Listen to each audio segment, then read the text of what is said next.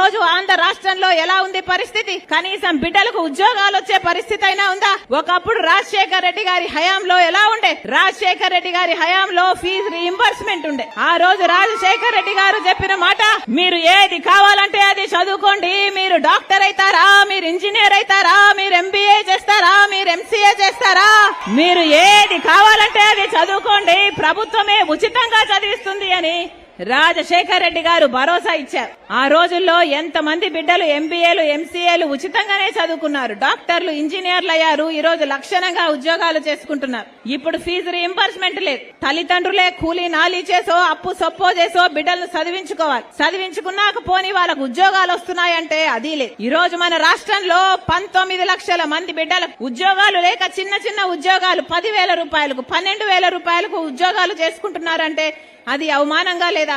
ఆ రోజు జగనన్న చెప్పిన మాట ఏమిటి? చంద్రబాబు గారు ముఖ్యమంత్రిగా ఉండి 7,000 ఉద్యోగాలు డిఎస్సి ఉద్యోగాలు వేస్తే ఆ రోజు మీకు సిగ్గు లేదా? 7,000 ఉద్యోగాలు వేస్తున్నారు, 25,000 ఉద్యోగాలు ఖాళీగా ఉంటే అని ఆ రోజు ఎద్దేవా చేశాడు ఇదే జగనన్న గారు. ఆ రోజు జగనన్న గారు చెప్పిన మాట, 25,000 ఉద్యోగాలతో మెగా డిఎస్సి వేస్తాను నేను ముఖ్యమంత్రి అయ్యాక అని చెప్పాడు జగనన్న గారు. మరి ఏమైంది? మెగా డిఎస్సి వచ్చిందా?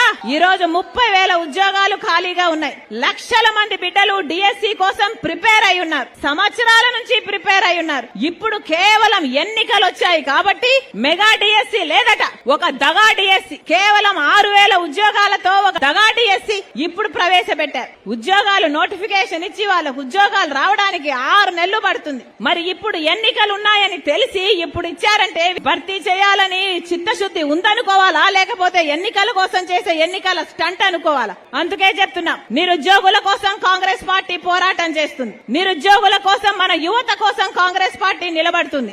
ఏదైతే ఈ డిఎస్సి విషయంలో బిడ్డలకు అన్యాయం చేస్తున్నారు, మెగా డిఎస్సి అని చెప్పి కేవలం 6,000 ఉద్యోగాలు మాత్రమే ప్రభుత్వం భర్తీ చేస్తుందో దీనికి వ్యతిరేకంగా Congress party, youth Congress, NSUI వీళ్ళందరూ కలిసి ప్రతిరోజు ఇప్పటి నుంచి ధర్నాలు చేస్తారు.